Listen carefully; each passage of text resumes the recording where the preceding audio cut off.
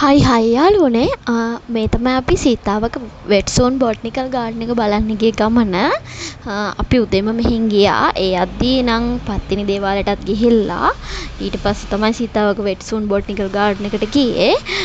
Map එක දාගෙන තමයි ගියේ. මොකද ෆස්ට් ටයිම් යන හින්දා අපිටත් එහෙම තැන හරියටම දන්නේ නැති හින්දා.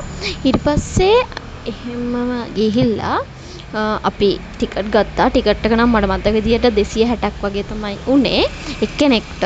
ඇතුළට කෑම බීම ගෙනියන්න පුළුවන්.